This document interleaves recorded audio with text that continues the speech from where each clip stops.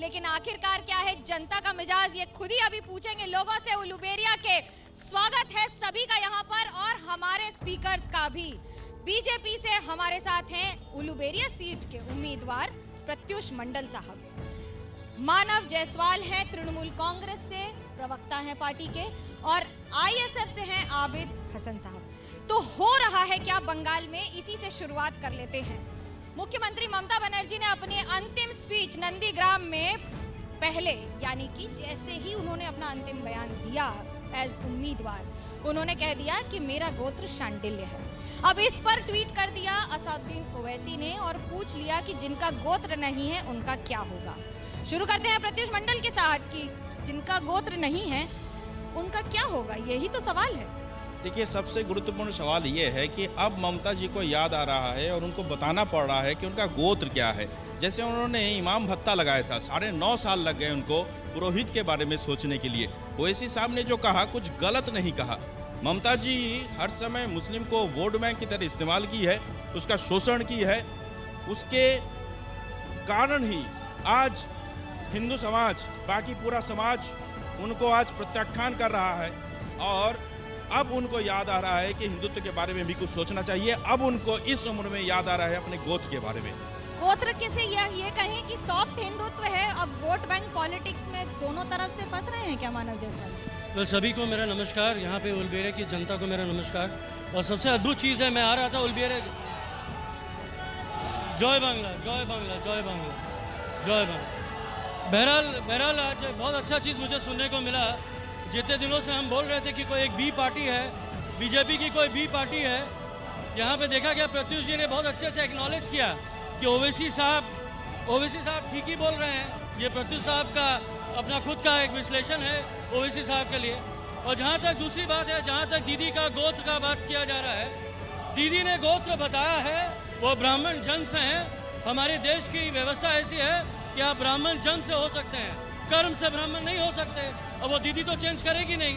लेकिन एक बात यहाँ जानकारी होने की जरूरत है कि जिस कॉन्स्टिट्यूंसी में वो जाके लड़ रही हैं, वहाँ पे जिन्होंने उनके उंगलियां पकड़ के चलना सीखा, जिन्होंने उनकी उंगलियां पकड़ के राज को सेवा करने के बदले राज करना सीखा, उन्होंने दीदी को बेगम बताया।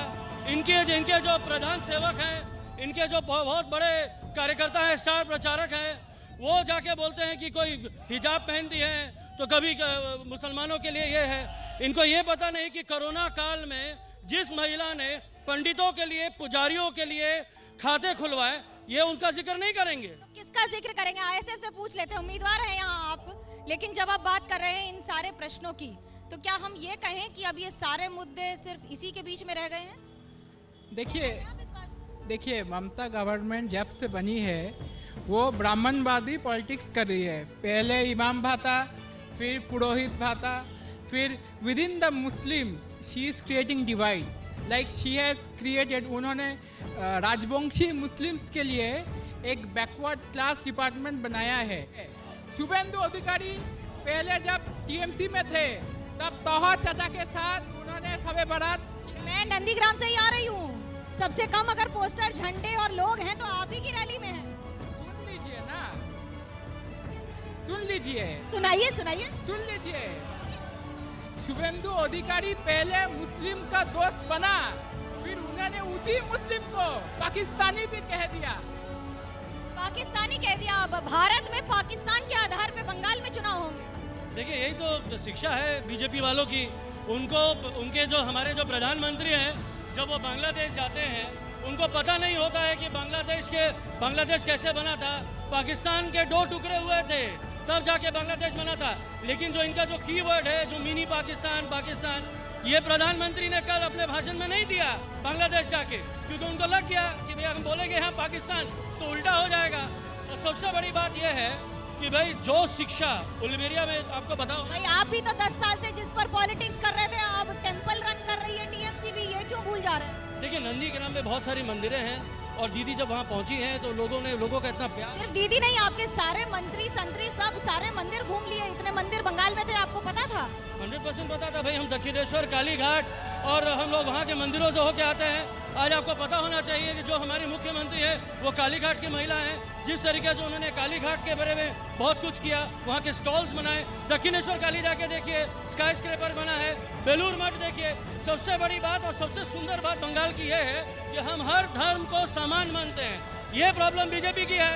अब दीदी ने उनको सैंडल बता, आप हिंदू मुस्लिम पर चुनाव लड़े तो ठीक है, लेकिन बीजेपी की जगह अगर टीएमसी मंदिर चली जाए तो गलत है। नहीं, मैं कह रहा हूँ कि उनको 9.5 साल बाद ये क्यों याद आ रहा है? ये याद आता, शुरू से याद आता। आपको अब क्यों याद आई 9.5 साल बाद?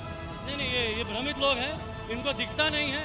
अब इनको ये नहीं दिखता है कि दक्षिणेश्वर काली में जो स्काई स्क्रैपर बना है वो तो आज बना नहीं होगा, उसको समय लगा होगा। अब इनके पास जादू की छड़ी है। वो जादू की छड़ी ऐसी है कि इन्होंने 2 करोड़ रोजगार देने की बात करी और करोड़ों रोजगार ले गए। अब इनकी दूसरी जादू की छड़ी ऐसी है कि इन्होंने लोगों को बोला कि भैया हम आपको आत्मनिर्भर बनाएंगे। इन्होंने देश की आत्मा को ही बेच दिया। अब आपको पीरजादा साहब को चुनाव की ऐसी ललक पड़ी कि फुरफुरा शरीफ छोड़कर चुनाव के मैदान में उतर गए। तब क्या मुस्लिम और हिंदू के बनाम वोट नहीं हो रहे बंगाल में? हाँ, पीरजादा अब्बास सिद्दीकी जब भी इंटरव्यू दिए हैं बोले हैं कि he is an Indian first, वो बंगाली है। Mamata Banerjee has communalized Joy Bangla by using Hindu Bengali nationalism. This is why Pirzada Abbas Siddiqui is fighting for Bengali. कौन किसके लिए लड़ रहा है, इसके लिए सीधा चलेंगे। अभी जनता के पास की छड़ी, क्या सवाल है आपका? मेरा सवाल टीएमसी से है। बंगाल की जो नौजवान है उसका रोजगार कहाँ? आज से 2 साल पहले अतुल मिस्त्री मारा गया, जो एमए था, जो बीएड किए थे, उसको नौकरी नहीं मिली। वो एसएससी में पास किया, उससे घूस मांगा गया। क्यों बंगाल के नौजवान क्यों आगे बेरोजगार है? क्यों बेरोजगार रहेंगे? जब हम बीजेपी से पूछ रहे हैं, साल में 2 करोड़ नौकरी दे रहे थे, तो उस 2 करोड़ से आप लोग क्यों नहीं दिया? इसका जवाब आप दो। 2 करोड़ मेरा क्वेश्चन है बीजेपी से। बीजेपी बोल रहा है जो डबल इंजन आएगा, तो यूपी बिहार उसमें भी तो डबल इंजन हो रहा है, तो क्या हुआ डबल इंजन करके? बंगाल में बीजेपी लीडर को हम लोग सिर्फ इलेक्शन के समय देख रहे हैं। अम्फन गए, घूरनी गए और फोनी गए, जो भी हुआ उन्होंने नहीं आया। सिर्फ इलेक्शन के लिए क्यों बाहर से आदमी यहाँ पर हुआ? ब्राह्मण और मुस्लिम हो जाते। जी नहीं, हम सबका लिए, हमारा सबका साथ है और हमारे लिए सबसे बड़ी बात है कि सर्वधर्म समान। हम विवेकानंद की धरती से हैं, तो अगर दीदी ने अपना गोत्र बता दिया तो इनको पता नहीं है कि विकिपीडिया बोल के भी कोई चीज़ है। खोज लीजिए, दीदी ब्राह्मण जन से हैं, खोज लीजिए। दीदी हर धर्म का सम्मान करती हैं, देख लीजिए।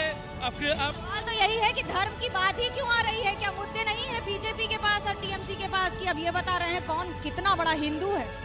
देखिए, ये विकिपीडिया की बात कर रहे हैं तो अब टीएमसी छोड़ दीजिए, हम विकिपीडिया देखते रह जाएंगे। विकिपीडिया के भरोसे हम लोग नहीं रहते हैं।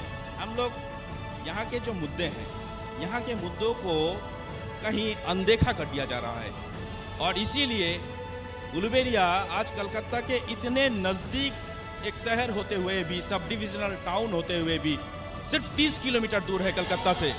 इतना पिछड़ा हुआ शहर है। क्या ये बात सच है? मैं बहुत दुखी हूँ कि इनको पता नहीं है कि उलुबेरिया नेशनल एवरेज से भी ज़्यादा शिक्षित लोग यहाँ रहते हैं और इनको ये भी नहीं दिख रहा है कि उलुबेरिया में जिस तरीके से इंडस्ट्रियलाइजेशन हुआ है, जिस तरीके से नौकरी है, जहाँ जूट मिल चल रही है, पिछले 10 सालों में जितना जूट मिल बंद होता था सब खुला है। यहाँ पे पैकेजिंग इंडस्ट्री भरपूर तरीके से चल रही है। जनता करेगी इसका फैसला कि आखिरकार कौन जीतेगा उलुबेरिया। लेकिन कल है नंदीग्राम का फैसला और चुनाव की बिसात पर क्षय और मात है। एक और शुभेंदु अधिकारी, मीनाक्षी मुखर्जी सीपीएम से और सबसे बड़ा नाम पश्चिम बंगाल का ममता बनर्जी की भविष्य का फैसला